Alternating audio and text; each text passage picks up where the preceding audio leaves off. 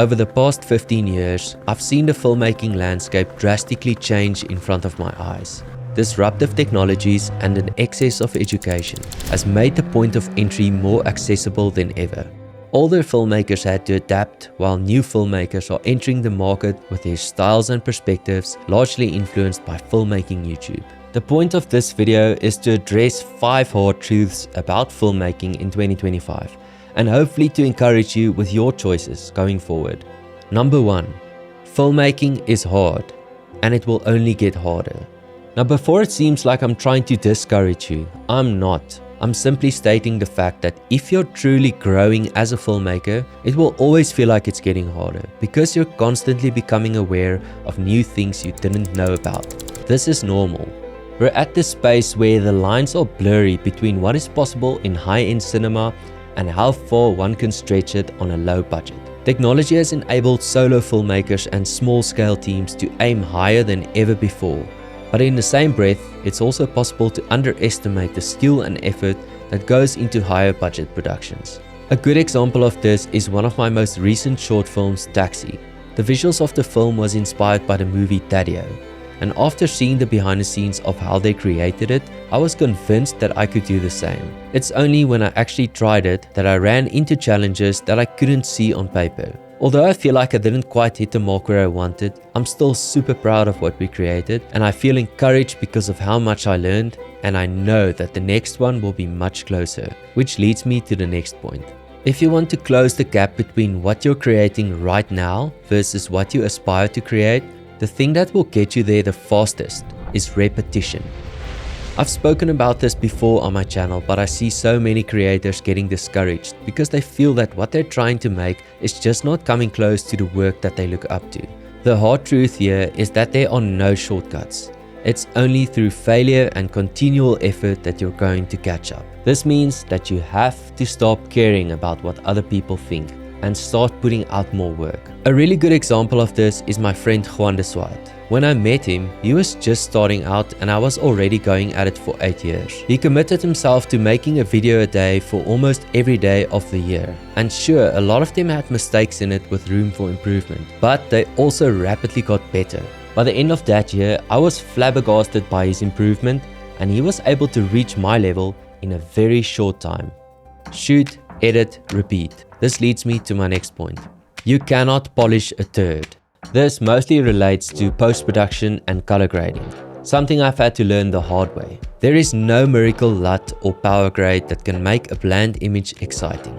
If your lighting sucks and your color schemes don't flow, nothing's going to save you. The hard truth is that most of this work starts even before the day of shooting, which is why pre-production is so important. Now, one department where smaller creators drop the ball the most is with art direction and set design. You can light a scene perfectly with the most expensive equipment, but if your subject, what they wear, the location, and the color schemes don't align, your fancy equipment will be pointless. Being intentional about your film before you arrive on location can ultimately make or break the production.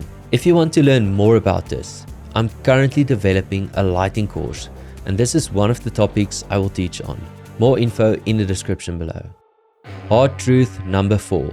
Cameras don't tell stories. I see so much drama in the camera review space with people faffing about rolling shutter, resolution, and nitty-gritty specs that ultimately does nothing to elevate your film.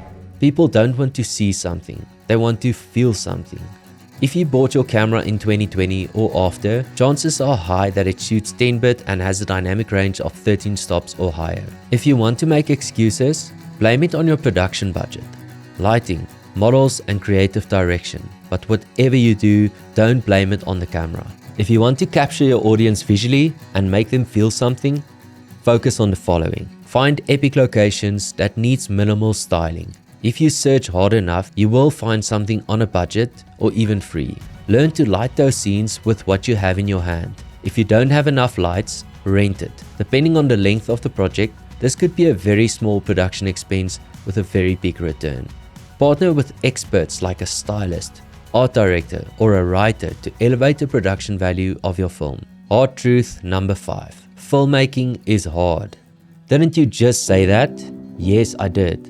But I didn't talk about the fact that filmmaking is arguably one of the industries that will demand the most of you on a personal level. And you have to ask yourself, what kind of filmmaker do you want to be? Right now, as I'm sitting here, the last thing I want to become is a famous Hollywood DP who shoots epic movies. I also don't want to be a commercial DP who shoots big ads all the time. That's because I know what it takes to get to that space and to stay there, and how demanding it can be on a personal level.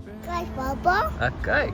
With my priorities set on family life, it's not going to serve me going forward. Now, I'm fully aware that not everyone has the freedom to choose more time with their families. So if you do find yourself in a place where you still have a lot of freedom, I urge you to make it count.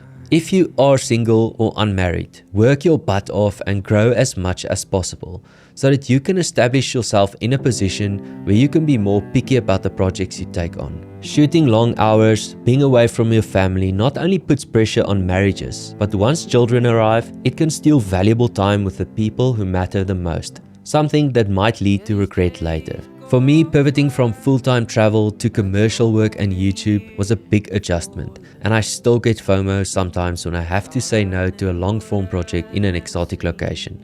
Nevertheless, spending quality time with my family is turning out to be infinitely more valuable, and I hope that you will be able to experience the same. I'm captured by the thought of you. Captured by the thought. I think I'm fine.